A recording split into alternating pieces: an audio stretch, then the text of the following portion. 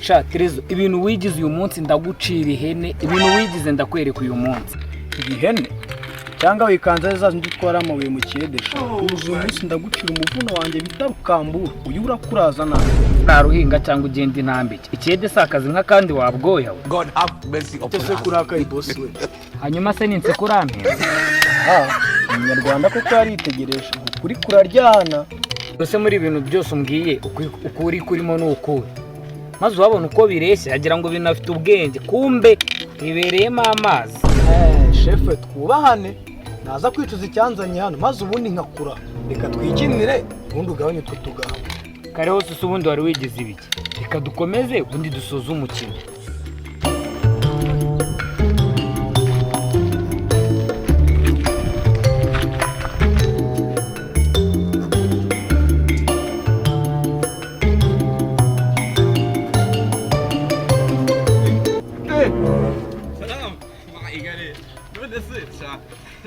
Sha, ngwino hano. Kimeze gite? Sha. Duhana hese. Ubundi gutembera. Kijyanye se n'undi ko ntacyo nafite cyo gukora. Twigendera.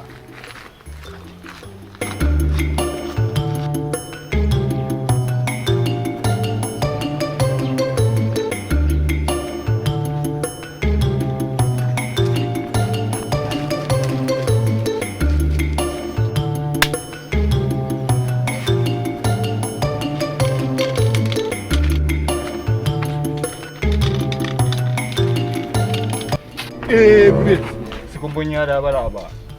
Ndababona. Arakumbona byashyushye bimeze bi. Erega ndababona. Akusubundi kida wajya ugendera inzira inyuma.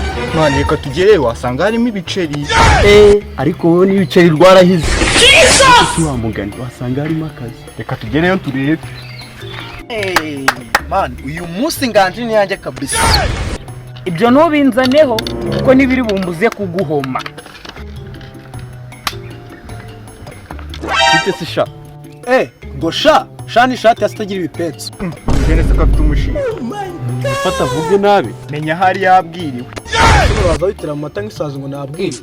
Bro, twubahane ko niwanga buri wanyende. Ubu nanarakaye kandi Kanyende. Asti ndambiwe utwo dutiku twanyu twa hato na hato. Nkaba Karitasi mbundi ko muzi kwiterera mu mata nk'isazi ari twe namwe ninde waje hano bwa mbere. Ko ni rusatsi bizanye twe turarengana pe. Rusatsi ni siko wabwoya. Jesus! Mureke mbabwire nani mpamvu yo gukomeza mutikurana muri abantu babagabo. Sawa katwikomereze. Ahubwo se muri mwebwe ninde uzi gukina urusoro ngaze twikira na mu. Jesus! Cheka nawe ariko hari uburyo twakinamo umuntu wese akabyungukiramo. Kabisa ubundi ibyo nibyo nashakaga kuva na mbere. Nuko nagiye kubona nkabona wajya mutewe n'abadayimoni. Reka twumve dunyamara wasanga bityo. Ibyo nibyo twashakaga rata. Ahubwo komeza. Ese nakundi kuntu twakina ariko hari n'ibiceri. Agatangaye. Muri si ikintu kireshya n'inzira ijya mu mwobo. Niye nama nzi mu bundi cyakugira. Ubwo uri kundirimbe. Asye. Ntabwo mwagabanyije utugambanga. Akubwo wareka gusakuza aho. Gasakuriza ikusi. Uyu nawe bundi se waba urute kwasama mwese mureshya nkaho mutagira ubwenge. Weza ka wicunge kuko nyuma yo kugukinira nanayiguhindu. Si wumva uyu mwasa musa ni sesemi gasaseresi gisasu cyose gisura wa. Guramindura ihene bro. Zibagasigara ni wanyu bacu umunsi umwe. Kandi bro ukomeje kundakaza. Rurakara surangira ko nakugira ihene ishasha. Peti wicunge.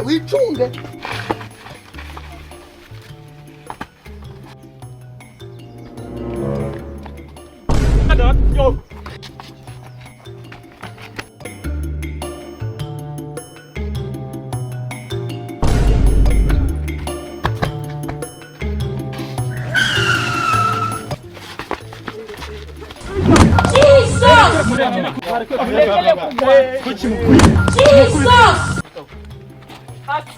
Byagenze bite ko mbona hano hari amahoro make y'ubundi bimeze bite ubundi mwebwe.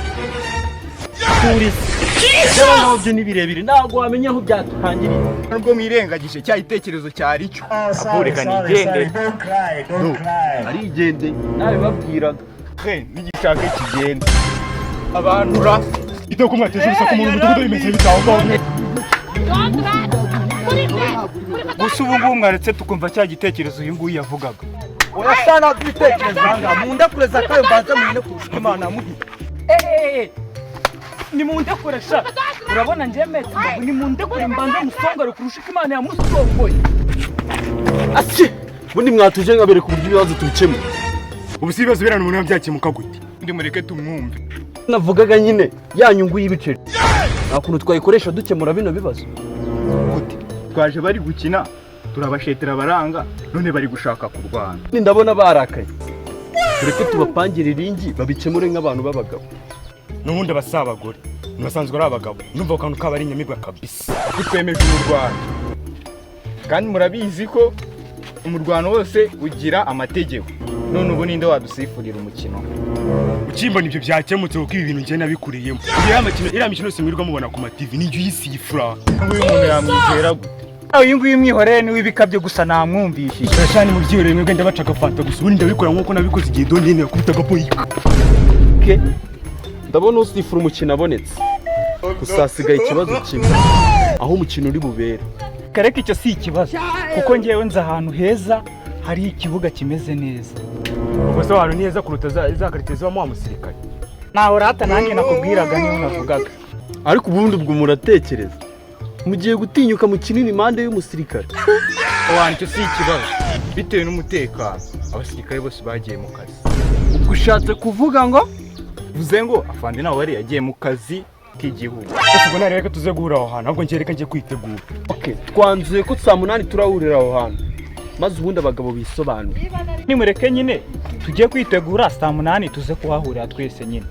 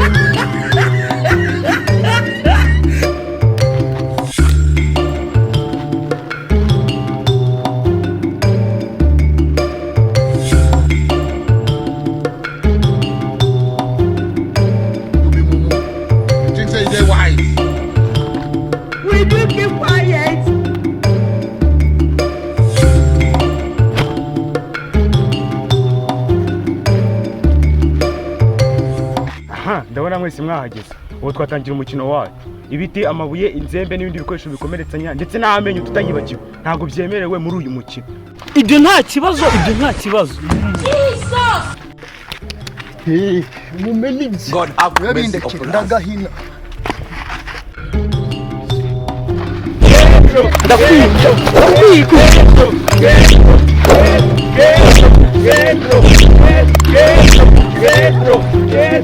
mwubahiriza amategeko y'umukino ukuntu ugomba kuba ameze nta soni mureka avuga yanyuma sha uyu munsi ndakwereka hasi atanabo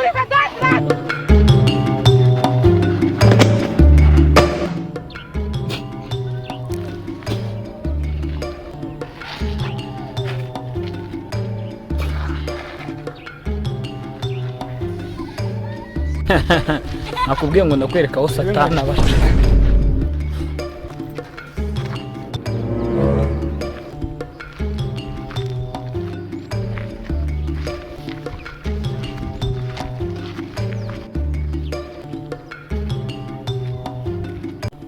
izi nsoresorera ziri mu bicyari.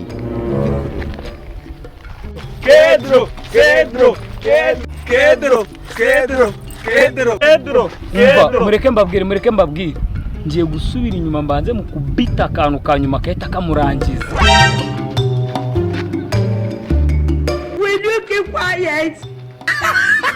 Ariko mana yanjye ubu kuko ngiye kwica abantu babiri kuyu mfashe ninde?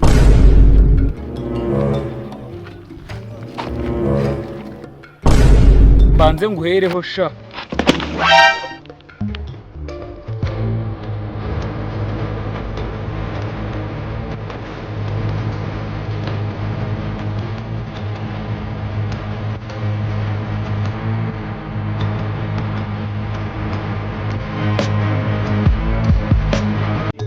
Ako Peti, Afande mutohere no kuri ntabwo twari twamenye ko ari mwe.